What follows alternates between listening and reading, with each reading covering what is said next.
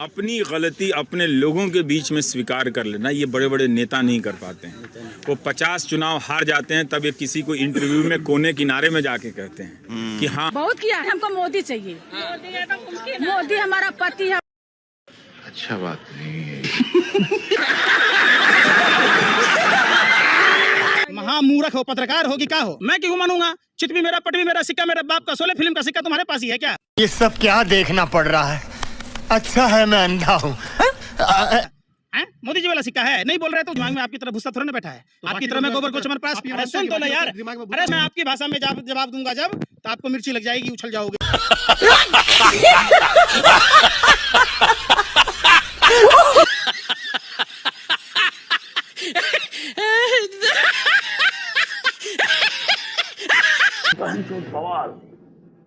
जुम करो।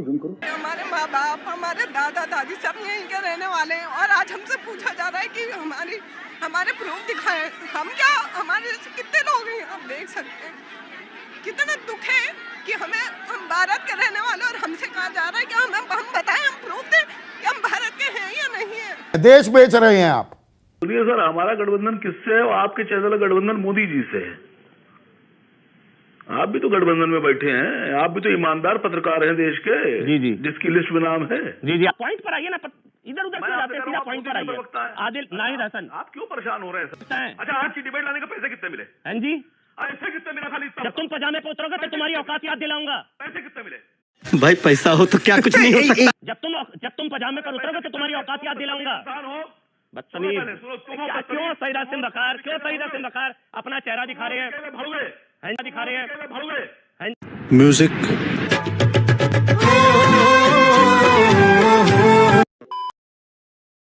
जो गरीब सब्जी बेच रहा है उसको बोलेंगे मत बेचो, कह रहे हैं हिंदुओं को जोड़ रहे हैं। अगर आपके बच्चों ने रोजगार मांगा, उसको रोजगार नहीं देंगे, लाठी से पिटवाएंगे, कहेंगे हिंदुओं को जोड़ रहे हैं। अगर किसानों ने अपना हक मांगा, उसे बोलेंगे खालिस्तानी है, कह रहे हैं हिंदुओं को जोड़ रहे हैं। ये आपके घर को तबाह बर्बाद करके, आपको नफरत में झोंक करके हिंदुओं को जोड़ने की बात कह रहे हैं। मैं चैलेंज करता हूं, प्रेम शुक्ला जी बताइए इस देश में कितने बेरोजगार हैं? अभी बता दीजिए, मैं पूरी बहस में चुप रहूंगा। तो दोस्तों, हमारी आज की इस खबर में आपको दिखाएंगे कि कैसे गोदी मीडिया के एंकर किसी भी डिबेट शो में चाटुकारिता की हद को पार कर देते हैं और किसी और पार्टी के प्रवक्ताओं को बोलने नहीं देते। वीडियो में आगे आप खुद देखिए। आप मुझे कृपा करके बताइए ना, जो सद्दाम हुसैन की तरह लगने लगे, क्यों ये सब क्यों बोल रहा है? नहीं, वो तो कहा कि आप पंडित नेहरू की तरह लगे, तो उसमें आपत्ति क्या होगी? नेहरू जी की तरह अगर लग जाएंगे राहुल गांधी तो खराब हो जाएगा। और जिन सद्दाम हुसैन के लिए राजीव गांधी अमेरिका से झगड़ा मोड़ लेने को तैयार थे, उनसे तुलना कर दी तो आपत्ति हो गई। चुनाव के टाइम स्ट्रेटेजिक ही करते हैं ना सर, हिंदू मुस्लिम पूरे चुनाव को बनाने की स्ट्रेटेजी होती है। हिंदुत्व को गाली देने से हिंदू मुस्लिम नहीं होगा। तो देखा दोस्तों, गोदी मीडिया के पत्रकार पत्रकारिता कम और चाटुकारिता ज्यादा करते हैं और डिबेट को डाइवर्ट करने की कोशिश करते हैं। वीडियो में आगे आप खुद देखिए। कहते हैं हिंदुओं को जोड़ रहे हैं, मैं आपको बताता हूं कैसे हिंदुओं को जोड़ रहे हैं। प्रतिदिन हर मंच से हिंदू मुस्लिम बहस करेंगे, हिंदुओं को जोड़ रहे हैं। प्रधानमंत्री बोलेंगे कि पोशाकों से पहचाने जाएंगे, हिंदुओं को जोड़ रहे हैं। एक सांसद जिसके ऊपर आतंकवादी बमबाजी का आरोप है, वो जुबान पर छुरी रख के बात करेगी, कह रहे हैं हिंदुओं को जोड़ रहे हैं। जो गरीब सब्जी बेच रहा है उसको बोलेंगे मत बेचो, कह रहे हैं हिंदुओं को जोड़ रहे हैं। अगर आपके बच्चों ने रोजगार मांगा, उसको रोजगार नहीं देंगे, लाठी से पिटवाएंगे, कहेंगे हिंदुओं को जोड़ रहे हैं। अगर किसानों ने अपना हक मांगा, उसे बोलेंगे खालिस्तानी है, कह रहे हैं हिंदुओं को जोड़ रहे हैं। ये आपके घर को तबाह बर्बाद करके, आपको नफरत में झोंक करके हिंदुओं को जोड़ने की बात कह रहे हैं। प्रधानमंत्री ने बेरोजगारी का आंकड़ा दिया, मैं चैलेंज करता हूं, प्रेम शुक्ला जी बताइए इस देश में कितने बेरोजगार हैं? अभी बता दीजिए, मैं पूरी बहस में चुप रहूंगा। अगर आप अपने किसी भी एक सरकारी आंकड़े के आधार पर बता दें, इस देश में 3.5 करोड़ बच्चे हर साल पैदा होते हैं, उसमें से लगभग 1 करोड़ बच्चे कॉलेज जाते हैं। आप बताइए आपको कितनी नौकरी देते हैं किसी भी साल? इस देश में बेरोजगारी 8.9% आप ही बता रहे थे, रोहन जी बता रहे थे। आप अपनी सरकार के आंकड़े दीजिए। संगठित क्षेत्र है तो एग्जैक्ट आंकड़ा तो कोई नहीं दे सकता। तो आपने देखा दोस्तों, देश की चाहे जिस समस्या के बारे में बात की जाए, गोदी मीडिया के पत्रकार हर बात को धार्मिक मोड़ देकर डिबेट को डाइवर्ट करते हैं। ये पत्रकार कभी शिक्षा, रोजगार, गरीबी और देश की मौजूदा आर्थिक स्थिति पे बात नहीं करती। 3 बड़ी बातें सुप्रिया जी फिर वहीं पर पहुंचती हैं। एक सवाल वो पूछ रहे हैं कि जो जितनी संस्थानें हैं उन सब पर आप लोग सवाल खड़े करते हैं, इलेक्शन कमीशन से लेकर जुडिशरी सब पर आप लोग सवाल खड़े करते हैं। आज भी जो डिसेंट वाला एक फैसला था,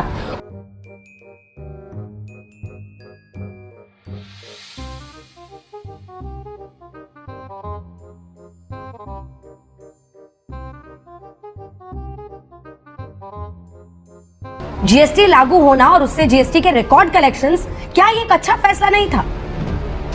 दोनों पर आपका जवाब, एक तो संस्थाओं को लेकर उस पर खड़े करना, एक। और दूसरा ये। एक, मैं कहती हूं दो नहीं, एक प्रबुद्ध इकोनॉमिस्ट मेरे सामने लाके खड़ा कर दीजिए जो आकर ये कहे कि नोटबंदी का फैसला बहुत बढ़िया था। मैं जी नहीं, सुप्रीम कोर्ट की मेजॉरिटी बेंच में, और मैंने तो माइनॉरिटी को एक बार रेफर किया अपने पिछले 34 मिनट में, सुप्रीम कोर्ट की मेजॉरिटी बेंच ने यह कहा कि 1934 की आरबीआई एक्ट का सेक्शन 26 का पालन हुआ।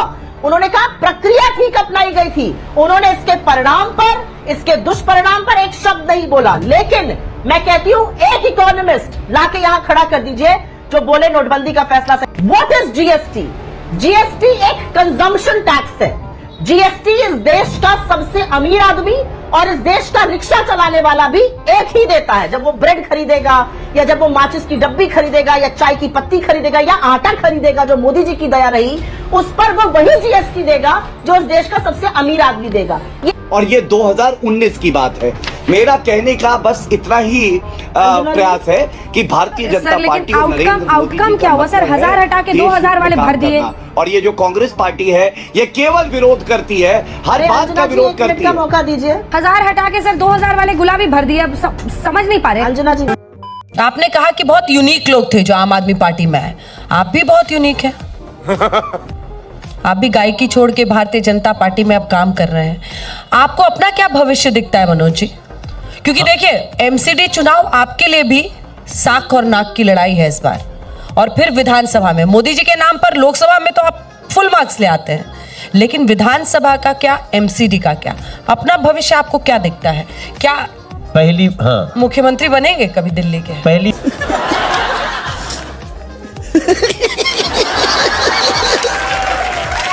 की बात तो कि हम व्यक्तिगत भविष्य के लिए राजनीति में आए ही नहीं। कौन है ये लोग? कहां से आते हैं ये? हमारा तो भविष्य बहुत बड़ा हो गया था। गली गली में गाना गूंजता है। ईश्वर ने इतनी आर्थिक स्थिति मजबूत कर दी है कि मुझे आगे हमारे बच्चे अपने बल पे जो करना होगा करेंगे। हमारे लिए तो सिर्फ और सिर्फ दिल्ली और देश का भविष्य है अंजना जी। अच्छा। और उसमें मुझे पूरा विश्वास है कि धीरे धीरे दिल्ली धीरे धीरे जागी है। इस मोह जाल से, भ्रम जाल से धीरे धीरे निकली है। लेकिन हमने 3024 जोगी वासियों के चेहरों पे खुशी के मुस्कान देखे हैं। और आप देखिएगा इस दिल्ली को अब विश्वास हो गया है कि झुग्गी को घर भी दिया मोदी जी ने, प्रगति टनल भी बनाने का काम किया मोदी जी ने, मेट्रो का जाल भी बनाने का काम किया मोदी जी ने। अरे झूठ बोल रहा है, ये झूठ बोल रहा है। एक एक झुग्गी वासियों को उनका अपना घर दिलाएंगे। और पहाड़ जो आज हमने 65% कम किया, कूड़े के पहाड़ जो कहते हैं, मैं उसको लैंडफिल साइट बोलता हूं, उसको भी एकदम जीरो करके विदिन 2.5 years वहां पे हम भारत वंदना पार्क जैसा पार्क बना देंगे। बार बार झूठ बोलो, जो भी बोल सकते हैं सब झूठ बोलो। ये हमारा विदिन 2.5 years 2.5 years हाँ लिख के रख लें।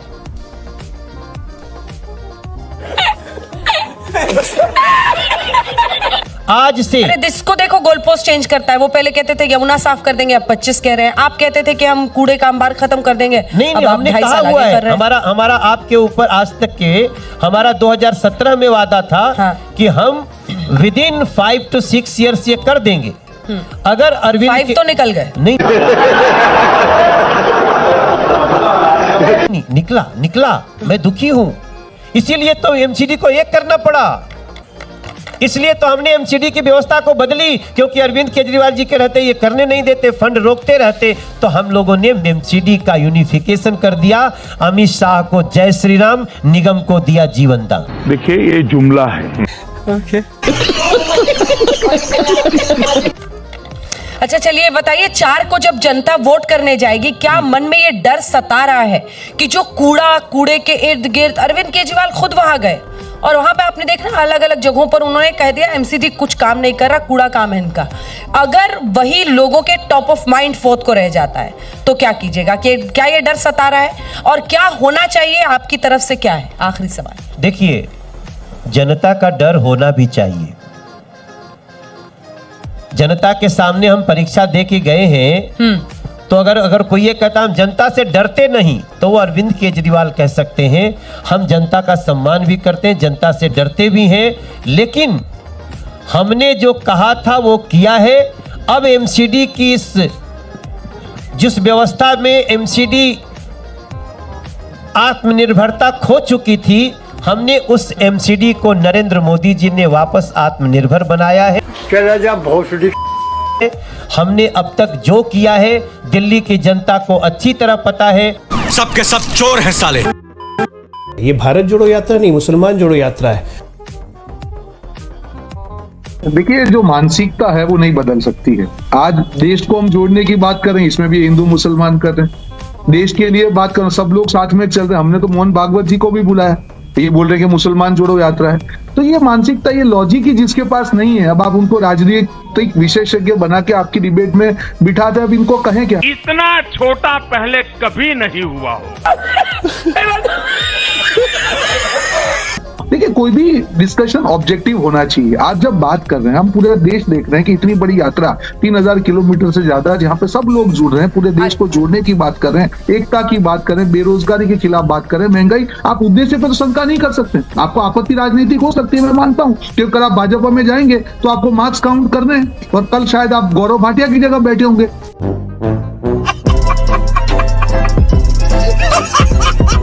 थोड़ी मर्यादा रखिए।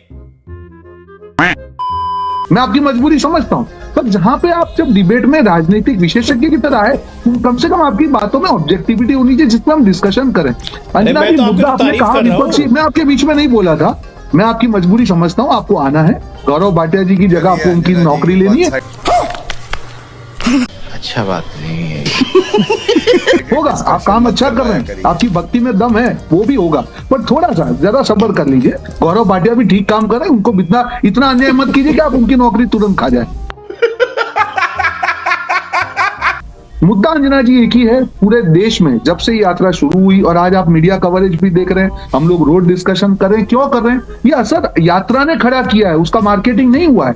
कोई मजाक नहीं है अंजना जी, कितनी भी कोई झूठ, 9 बार भारतीय जनता पार्टी ने झूठ फैलाया कि ये हुआ, यहाँ नहीं गए, क्या हुआ? आप करते रहिए झूठ आपको फैलाने की मजबूरी कब आती है? जब आपको लगता है कि उसका असर हो रहा है। बात तो सही है। क्यों वाजपेयी को हर रोज बोलना पड़ता है पढ़ना यात्रा के खिलाफ? क्योंकि मालूम है कि असर पड़ रहा है। अगर असर नहीं पड़ता, भाजपा का सिंपल रूल है, जहां पे उनकी सत्ता पे खतरा नहीं होता, उनसे कोई मतलब नहीं। और जैसे ही साले तू बीच में ना बोल, सत्ता पे खतरा आता है, वो रात को 2 बजे भी उनको देखिए लेंस लेके खड़े हो जाएंगे, अरे ये क्या हो रहा है? क्यों? मुद्दा एक ही है, भारत जोड़ो यात्रा ने जोड़ने का काम किया है। यही नहीं, अभी और सुनिए। देखिए, मैं कुछ तथ्यों के साथ बात करूंगा। Are you comedy me? Ajay Alok ji ने कहा कि ये मुसलमानों को जोड़ने की यात्रा। मैं कहना चाहता हूँ, ये ना हिंदुओं को जोड़ने की यात्रा, ना मुसलमान को जोड़ने की यात्रा है, हिंदुस्तान को जोड़ने की यात्रा है। जुम करो। इस पार्टी का कोई नाम भी ले दे तो इतनी घृणा होनी नहीं चाहिए बीजेपी के राष्ट्रीय प्रवक्ता महोदय को। पूरा देश चला रहे हैं आप, विपक्षियों को थोड़ा सा सम्मान देना सीखिएगा। हमसे इतनी चिड़न आखिर है क्यों? एक तरफ कहते हैं कि आप राहुल गांधी जी को सीरियस नहीं लेते, दूसरे राहुल गांधी जहाँ छींकते हैं तब भी आपको प्रॉब्लम है। अरे भाई, आपको प्रॉब्लम राहुल गांधी से है। आपने 3 महीने की इस यात्रा में लाखों लोगों से राहुल गांधी मिले, लेकिन आपको 3 आदमी दिखे। पहला आदमी दिखा आपको एक जॉर्ज पुनैया नाम का पादरी, दूसरा आदमी दिखा जिसने गौ हत्या का समर्थन किया होगा, तीसरा व्यक्ति कोई और दिखा। 3 आदमियों के अलावा आपको आदमी नहीं दिखे। मजा नहीं आ रहा है। हम करते हैं प्रबंध, आप चिंता मत। अभी दक्षिण वालों को भी यूपी का योगी मॉडल चाहिए। तो पहले तो मैं ये समझना चाहता हूँ कि व्हाट इज योगी मॉडल। रुक, तेरे को बताते। सर, मुझे बहुत मजा आया सुनकर ये बयान। ओके, कैसे? थोड़ा बताओ। एक भारतीय, थोड़ा हम लोग को भी मजा दो। अच्छा, जिसके पास बेंगलुरु जैसा शहर, तो अंतरराष्ट्रीय स्तर पर फेमस, और वो कह रहा है कि हमें यूपी मॉडल चाहिए। तो मैं तो कह रहा हूँ, बिल्कुल यूपी बीजेपी के जितने राज्य हैं वो सब योगी मॉडल जो है वो इस्तेमाल करें। का फायदा ये होगा कि देखिए योगी मॉडल है क्या। जुम करो। उत्तर प्रदेश सर्वाधिक गरीबी में नंबर 3 पर ये योगी मॉडल है। जब योगी जी ने सत्ता संभाली थी 2017 में, तो हमारे क्या उत्तर प्रदेश में बेरोजगारी दर थी 2.4%। योगी जी के राज में हो गई 4.8%। पूरे हिंदुस्तान में जो कुपोषण के शिकार लोग हैं, वो पूरे देश की जो रेशियो है वो है 35.7%। अच्छा। और उत्तर प्रदेश में, खाली उत्तर प्रदेश में 39.5%। अरे बाप रे, ये तो धोती खोल रहा है। उत्तर प्रदेश में 75 जिले, 75 डिस्ट्रिक्ट। तो इतना विकास है कि कुल 16 विश्वविद्यालय, कुल 16। कर्नाटक में 25 हैं। बस हवा निकल गई। कर्नाटक की जो एजुकेशन दर है, जो शिक्षित लोग हैं, उनकी आबादी के हिसाब से वो हैं 67%। उत्तर प्रदेश में जो जाहिल और जो शिक्षित लोगों का रेशियो है, वो शिक्षित लोग हैं 57%। उत्तर प्रदेश में 10% कम है। मुझे क्रेडिट नहीं चाहिए। उसके बाद भी मुंबई साहब को योगी मॉडल चाहिए। मुंबई साहब, आपको मुबारक। आप लोग सब योगी मॉडल अपनाइए। उसका फायदा ये होगा कि कम से कम जो हम लोग बेरोजगारी में, भुखमरी में, पर वकार साहब एक प्रश्न है मेरा। नंबर 1 और नंबर 2, नंबर 3 की रेस में है, आप उसमें नंबर 1 हो जाइए। कम से कम योगी जी थोड़ा सा ऊपर नीचे हो जाएंगे। यही नहीं, अभी और सुनिए। आपने संबित से पूछा तो संबित ने कई बार मेरा नाम लेकर कहा कि आसिम वकार हिंदू हो जाए, लेकिन मैं नहीं कहूंगा कि संबित मुसलमान हो जाए। एक शेर है कि चमन में इख्तलाते रंगोबू से बात बनती है। इख्तलाते रंगोबू का मतलब खुशबू और कलर। कि चमन में इख्तलाते रंगोबू से बात बनती है। हम ही हम हैं तो क्या हम हैं, और तुम ही तुम हो तो क्या तुम हो। क्या बात। हिंदुस्तान का मतलब यह है क्या बात है, गुलदस्ता, उसमें बेला, गुलाब, चमेली, बाकी जितने फूल हैं सब हों, तभी हमारी खूबसूरती है साहब। और आसिम वकार इसलिए मशहूर हैं हिंदुस्तान में कि आसिम वकार के मुसलमान कौम के ऊपर और मुसलमानों पर जब हमला होता है तो पूरी ताकत से सीना खोलकर मुकाबला करते हैं। लेकिन आज तक कभी आसिम वकार ने अपने जबान से ना कभी किसी हिंदू भाई के बारे में अल्फाज बोले होंगे, ना किसी देवी देवता के बारे में बोले होंगे। यही मेरी खासियत है। मेरे घर में सिखाया गया था कि हमारे पड़ोस में जो हिंदू रहते हैं, अपने मजहब से ज्यादा सम्मान उनका करो, अपने मजहब से ज्यादा एहतराम उनका करो। मैं सर उसी मजहब से आता हूं। पात्रा जी, हम लोग वो लोग हैं कि जब हिंदू भाई निकलते हैं तो अपने हाथ बिछाते हैं कि आपका जुलूस जा रहा है तो हमारे ऊपर से जाइए। हम उनको मुसलमान नहीं करते हैं। अच्छा, तो ये जो हिंदुस्तान के बाशिंदे हैं, उत्तर प्रदेश में, वो साबित भी कर। चुप जोकर कहीं का, ये देखे बोला बदतमीज आदमी। थोड़ी मर्यादा रखिए। खत्म।